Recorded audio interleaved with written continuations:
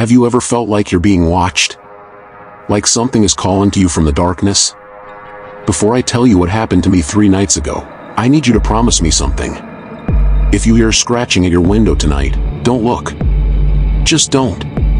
Let me ask you this, do you believe in sacred ground? Because I used to think it was all superstition, until I visited Willowbrook Cemetery at 11:47 p.m. on a Tuesday. Tell me in the comments, what's the latest you've ever been in a graveyard? Because what I'm about to tell you might change how you feel about the dead. I was there to visit my little sister, Emma. She would have been 8 last Tuesday. The white lilies in my hand felt heavier with each step toward her grave. You know that feeling when grief hits you like a truck? When your chest tightens and the world blurs? That's when it happened. I knelt by her headstone, and the sobs just took over. The next thing I remember is waking up on the cold ground, my face pressed against the damp earth.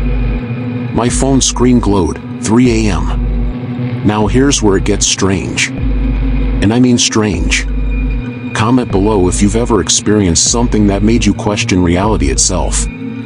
As I struggled to stand, brushing dirt from my clothes, I looked up and froze. There, maybe 50 yards away, stood a house. A 2-story Victorian house with peeling paint and boarded windows, sitting right in the middle of the cemetery.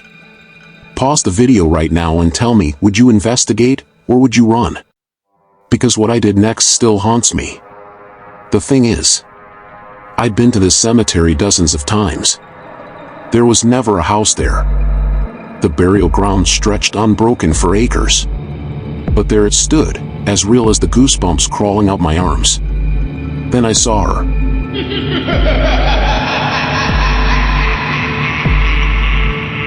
Then I saw her. A little girl, maybe 7 or 8, in a torn white nightgown. She stood at the front door, her long dark hair covering her face. But here's the part that made my blood turn to ice. She was beckoning to me. Her small pale hand, waving me closer. Quick question while my heart rate spikes just thinking about this, have you ever felt compelled to do something that every instinct told you not to? Because that's exactly what happened next. I followed her. God help me, I followed her inside. The air inside was thick, suffocating. It tasted of mold and something else, something sweet and rotten. The little girl climbed the stairs, never looking back. Each step creaked under her weight, or maybe under mine. I couldn't tell anymore. At the top, she turned left down a hallway lined with family portraits. But the faces in the frames, they were all scratched out, gouged with fingernails. And at the end of the hall, she stopped at a door. She turned to look at me for the first time. Her face, oh God, her face. It was my sister. It was Emma. But wrong. So very wrong. Her eyes were black holes, and when she smiled, her teeth were too sharp, too many. You're late, she whispered in a voice like breaking glass. I've been waiting for you to bring me home. Guys, I'm shaking just recounting this. Hit that like button if you're brave enough to hear what happened next, because we're about to reach the part that changed everything. The room beyond was impossible. It stretched down, down, down into darkness. The walls were covered in children's drawings, stick figures holding hands, houses with crooked chimneys, and over again, the same message scratched in different hands. We're waiting below. That's when I realized the truth. This wasn't just any cemetery. The locals had whispered about it for generations. Willowbrook was built on an ancient burial ground. Indigenous children, victims of disease and violence, their bodies never properly laid to rest. The thing wearing my sister's face grabbed my hand. Her touch burned like ice. Come play with us, she whispered. Forever and ever and ever. I could hear them now, dozens of children's voices calling from the depths. Singing nursery rhymes in languages I didn't recognize. Getting closer. Listen, do you hear that? No, seriously, pause the video and listen to your surroundings. Because what I'm about to tell you is why you should never, ever visit a graveyard alone. I ran. I tore my hand away from that thing and ran like hell. Behind me, the house began to collapse, and the voices of those children rose to a shriek that seemed to split the sky. I didn't stop running until I reached my car. When I looked back, the cemetery was empty. Just rows of headstones under the moonlight. No house. No little girl. But when I got home and looked in the mirror, there were 5 small handprints burned into my wrist. Child-sized. And they're still there. Want to know the worst part? Check the comments on this video in exactly 24 hours. I have a feeling some of you are going to start seeing things. Because whatever I woke up that night, I think it followed me home. And if you hear scratching at your window tonight, remember what I told you at the beginning. Don't look. Because she's still waiting for playmates.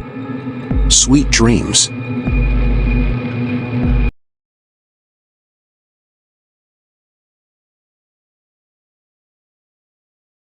My name is Marcus, and I'm a property surveyor. Or, I was. I'm not sure what I am anymore.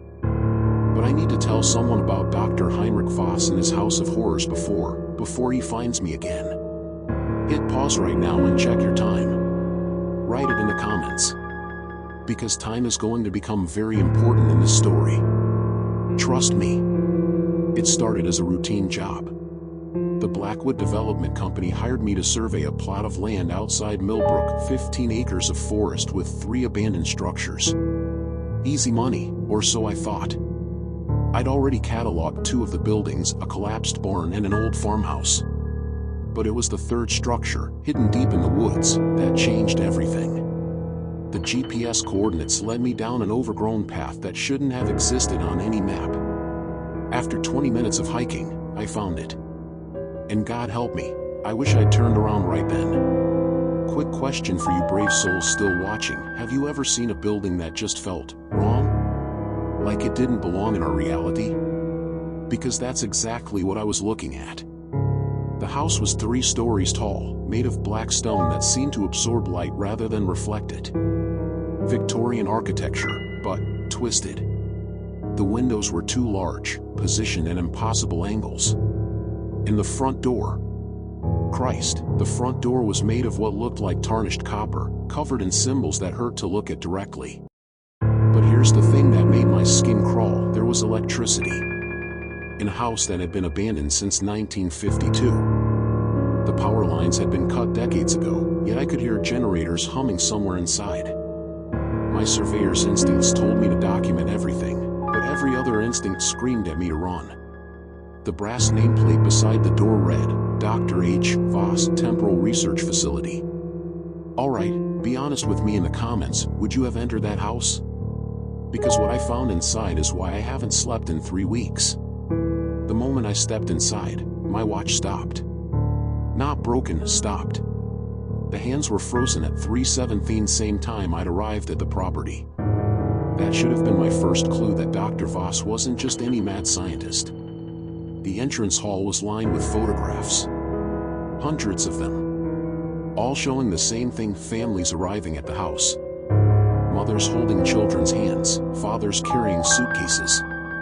But their faces showed pure terror, like they knew what was coming. At the bottom of each photo was a date and a single word, acquired.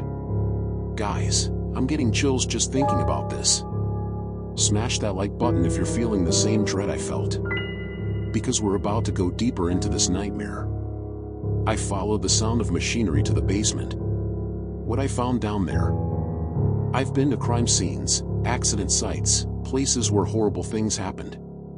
But nothing prepared me for Dr. Voss's laboratory. The room was massive, far larger than the house's footprint should have allowed. Dozens of metal tables, each one stained with something I didn't want to identify. But it was the devices scattered throughout the lab that made my blood run cold. There were machines that looked like iron lungs connected to television screens showing static. Chairs with metal helmets attached to spinning wheels covered in mathematical equations. And in the center of it all, a massive device that looked like a cross between a pipe organ and an electric chair. Tell me in the comments, do you believe in time travel? Because what I'm about to describe is going to challenge everything you think you know about reality. Scattered across the tables were research notes written in a shaking hand. I grabbed a few pages, and what I read made me physically sick. Q. Day 847, Subject 23F shows promising temporal displacement. Consciousness successfully transferred back 72 hours while body remains present. Subject reports experiencing death repeatedly. Excellent progress. Day 901, children's neural pathways prove most adaptable to chronological fracturing. Subject 31MH8 now exists in 17 different temporal states simultaneously. Screaming has subsided. That's when I saw them. The bodies. In glass chambers lining the walls, dozens of them. Men, women, children. But they weren't dead. Not exactly. Their eyes were open, following me as I moved. And their mouths were moving like they were screaming, but no sound came out. Some of the bodies were incomplete. Arms missing, replaced with mechanical appendages. Heads connected to wires that led to those horrible machines. And the children. God, the children were the worst. Tiny bodies floating in green fluid, their skulls open and filled with clockwork mechanisms. I need you to do something for me right now. Look behind you. Just a quick glance. Did you see anything? A shadow maybe? Because that's when I realized I wasn't alone in that basement. Fascinating, isn't it? The voice came from directly behind me. German accent, cultured, calm. I spun around and there he was. Dr. Heinrich Voss looked exactly like he had in 1952. Tall, gaunt, wearing a pristine white lab coat that should have been rotted away decades ago.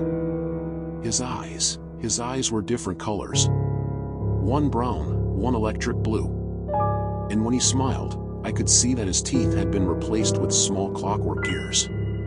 You're trespassing, mein Freund, he said, pulling on surgical gloves that seemed to be made of human skin. But how fortunate. I've been needing a new test subject for my latest temporal experiment. Quick question while my heart rate goes through the roof. Have you ever had a nightmare so vivid that you weren't sure if you were still dreaming when you woke up? Keep that feeling in mind. That's when the machines around the lab started activating on their own. The screens flickered to life, showing scenes I couldn't understand at the same room, but filled with different people, different time periods. I saw Victorian-era families, people in 1920s clothing, modern families from the 80s and 90s. All of them screaming silently behind the glass. Dr. Voss chuckled. You see, time is not a river flowing forward, but an ocean. And I have learned to swim in all directions. These people, they are not dead. They exist in temporal loops, experiencing their final moments over and over again. Their terror feeds my experiments. I ran like hell through that maze of horrors while Dr. Voss's laughter echoed behind me. But here's where it gets truly terrifying. Every time I thought I'd found the stairs leading up, I found myself back in the basement. Different basement. Same basement. Time wasn't working properly. I passed the same glass chambers over and over, but each time there were different people inside. Sometimes I saw myself trapped behind the glass, mouth open in a silent scream, my surveyor's clipboard still clutched in my dead hands. Guys, I need you to check something. Look at the timestamp on this video. Is it the same as when you started watching? Because if it's not, you might want to stop watching now. There is no escape. Dr. Voss's voice seemed to come from everywhere at once. You have entered my temporal web. You will become part of my collection, yes? Another specimen to study the effects of chronological displacement on human consciousness. That's when I saw a new machine, larger than the others. It looked like a massive telescope pointed at a swirling vortex of energy. And floating in that vortex were people. Dozens of people from different time periods, all reaching out toward me, their faces frozen in expressions of absolute terror. This is my masterpiece. Dr. Voss appeared beside the machine, his lab coat now stained with something dark. A temporal collection device. It pulls people from their timeline and preserves them in a state of perpetual dying. You will join them, and your death will happen forever. I'm going to ask you something, and I need you to answer honestly in the comments. Have you felt like someone was watching you while you've been listening to this story? Because that feeling, it might not be your imagination. I grabbed a fire axe from the wall and swung it into the control panel of the temporal collection device. Sparks flew everywhere, and the vortex began to collapse. The people trapped inside started falling back into their own timelines, and Dr. Voss screamed like he was being torn apart. Mean. You do not understand. Without the temporal anchors, the house will collapse into all time periods at once. You have doomed us all. The house began to shake, and through the collapsing walls, I could see different time periods bleeding together. Victorian furniture mixed with modern equipment. People in period clothing running alongside families in contemporary dress. Past, present, and future were colliding. I ran through a hallway that kept changing around me. Medieval stone walls became modern drywall, became rotting wood planks from the 18,000. I saw Dr. Voss in different time periods, as a young man in 1920s Germany, as a middle-aged scientist in 1952, as the ancient creature I'd met in the basement. All of them were chasing me. Listen carefully to your surroundings right now. Do you hear anything unusual? Footsteps? Voices? Because what happened next is why I think Dr. Voss might still be experimenting with time. I burst through the front door as the house collapsed behind me. When I turned around, there was nothing there. Just empty forest. No house, no foundation, no sign that anything had ever existed in that spot. But I was injured. Deep gashes on my arms from broken glass, burns on my hands from the electrical equipment. And my watch was running backward.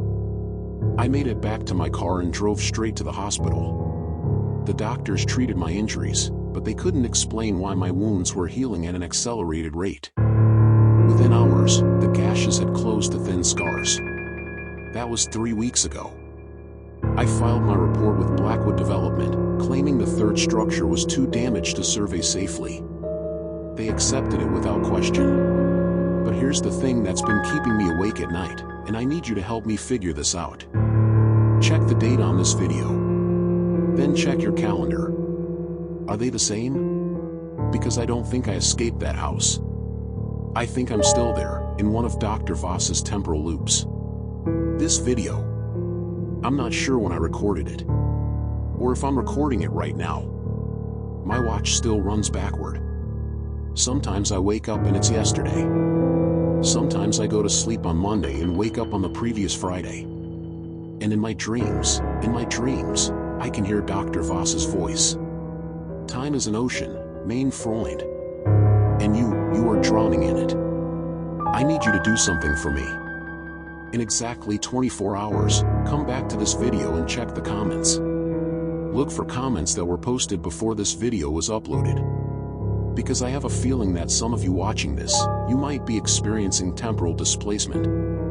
And if you start seeing a tall man in a white lab coat standing at the foot of your bed, if your clocks start running backward, if you find photographs of yourself in places you've never been, run. But there's nowhere to run in time. Main new subjects. You have watched. You have listened. You are now part of the experiment. Don't believe me? Check your watch. Check your phone. Check any clock in your house. Are they all showing the same time they were when you started this video? Subscribe for more, if you still can.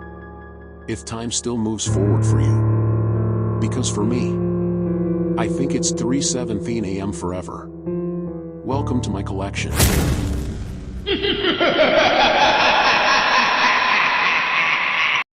They say curiosity killed the cat. But what they don't tell you is what happened to the cat's soul afterward. Before I tell you about the Whitmore mansion, I need you to understand something. Some doors should never be opened. Some mysteries should stay buried. My name is Sarah, and I've lived at 18 Elm Street for 3 years.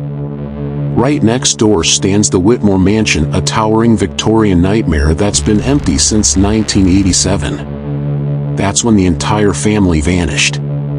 All 7 of them. Gone without a trace. Quick question before we go deeper, have you ever lived next to an empty house? Tell me in the comments what's the creepiest abandoned building you've ever seen. Because what I'm about to tell you might make you look at them differently. The Whitmores were the perfect family, according to the neighbors. Marcus and Elena, married 23 years. Their 5 children, twin boys aged 16, 2 daughters aged 12 and 8, and little Tommy, who was only 5. One Tuesday morning in October, they simply weren't there anymore. Cars still in the driveway. Food still warm on the kitchen table. The front door wide open, swaying in the autumn wind. The police found no signs of struggle. No blood. No forced entry. It was like the house had simply exhaled them into nothingness. Pause for a second and listen to your surroundings. Do you hear anything unusual? Because living next to the Whitmore house taught me that silence can be more terrifying than any scream. For 3 years, I'd hear them at night. Soft sobbing from the children's bedrooms. Elena's voice calling for her kids to come inside for dinner. And Marcus. God, Marcus would pace the halls every night at 3:33 a.m., his footsteps echoing through the walls. But it was the laughter that drove me to madness. Not human laughter, something else. Something that sounded like joy twisted inside out, like happiness curdling into malice. Last Tuesday, exactly 36 years to the day after they vanished, the sounds got louder. Desperate. The crying turned to wailing. The laughter became screaming. And underneath it all, a voice kept calling my name. Sarah. Sarah, come help us, Sarah. I need to ask you something, and I want you to be honest in the comments. If you heard your name being called from an abandoned house, would you investigate? Because that's exactly what I did, and I'll never forgive myself for it. The front door was unlocked. It opened with a whisper, like the house was inviting me in. The moment I stepped inside, 3 things happened simultaneously. The door slammed shut behind me, the temperature dropped 40 degrees, and every clock in the house started ticking in perfect unison. The entry hall stretched impossibly long, lined with family portraits. But something was wrong with the photographs. In every single picture, the Whitmore family looked afraid. Their smiles were forced, their eyes wide with terror, as if they knew what was coming. I followed the sound of crying to the living room. What I found there still gives me nightmares. The furniture was arranged exactly as it had been the day they disappeared. Teacups half full, newspapers open to October 15, 1987, children's toys scattered on the carpet. But everything was covered in a thick layer of dust. Everything except 5 small handprints on the coffee table. Fresh handprints. Guys, I'm getting chills just remembering this. Hit that like button if you're feeling the same dread I felt, because we're about to discover what really happened to the Whitmore family. That's when I heard them clearly for the first time. The children. They were whispering my name, but the voices were coming from upstairs. I climbed those stairs, and with each step, the whispers grew louder, more urgent. Sarah, help us, Sarah. We can't get out, Sarah. The hallway upstairs was lined with bedroom doors, all slightly ajar. I could see movement in the shadows beyond each doorway, small shapes darting back and forth. But when I pushed open the first door, the children's bedroom was empty. The hallway upstairs was lined with bedroom doors, all slightly ajar. I could see movement in the shadows beyond each doorway, small shapes darting back and forth. But when I pushed open the first door, the children's bedroom was empty. Except for the message scrawled on the wall in what looked like fingernails, "He keeps us here." That's when I realized the truth. The Whitmore family hadn't vanished. They'd been trapped. And something in that house had been feeding off their terror for 36 years. I heard footsteps behind me. Heavy, deliberate. Adult footsteps. But when I turned around, the hallway was empty. Then I heard Marcus Whitmore's voice, deep and hollow. "She's here. Finally, she's here. We can have a new family now. I need you to do something right now. Look at the time on your device. Remember it. Because what happened next happened outside of normal time, and I need you to tell me in the comments if your clock stopped too." The house went completely silent. Then, from the master bedroom at the end of the hall, I heard Elena's voice. "Come join us, Sarah. We've been so lonely. The children miss having friends to play with." The bedroom door creaked open by itself, and I could see shapes moving in the darkness beyond. Family shapes. But wrong. Elongated. Their shadows stretched too far, bent at impossible angles. I ran toward the stairs, but the hallway kept stretching, getting longer with each step. The children's laughter echoed around me, but now it sounded hungry. Predatory. Behind me, I could hear the entire Whitmore family following, their footsteps creating a rhythm like a funeral march. That's when little Tommy's voice rang out, sweet and innocent. "Don't run, Sarah. Daddy says if we catch you, we can all leave together. Forever and ever and ever." This is the part where I need you to make a choice. In the comments, tell me if you were trapped in a house with the ghosts of a missing family, would you try to help them escape, or would you save yourself? Because what I chose to do next is why I can never sleep peacefully again. I stopped running. I turned around and faced them. All 7 members of the Whitmore family stood in the hallway, and I could see what had really happened to them. They weren't ghosts. They were prisoners. Something else was in that house with us. Something ancient and hungry that had been using the Whitmores as bait for 36 years, luring in curious neighbors, lonely people, anyone who would come close enough to trap. The basement door burst open, and something climbed up from the depths. I can't describe it properly. Imagine if shadow and hunger had a child, if fear took physical form. It had too many limbs, too many eyes, and when it spoke, it used the voices of everyone who had ever gone missing in our town. "Thank you for coming, Sarah," it said in a dozen different voices. "Now we can all be one happy family." That's when the Whitmore family did something I'll never understand. Instead of helping the creature trap me, they turned against it. Marcus grabbed my hand and shouted, "The window! The bedroom window!"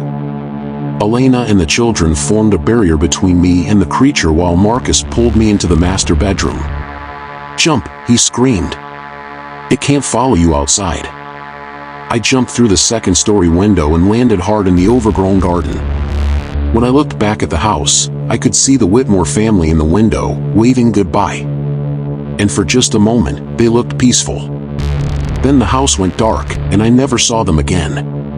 I told the police I'd fallen while trimming my hedge. That's why I was injured. They believed me. The next morning, Whitmore Mansion had a sold sign in the yard. By the weekend, it had been demolished. But here's the thing that keeps me awake at night, and I need you to help me figure this out. Check the real estate listings in your area. Look for houses that have been for sale for decades, properties where families just disappeared. Because I've been checking missing persons reports, and I've found 17 other cases just like the Whitmores. Whole families vanishing from houses that later get demolished and rebuilt. And in every single case, there was one neighbor who tried to investigate. One person who heard the voices calling their name.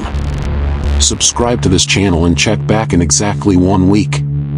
I'm going to post the addresses of all 17 houses.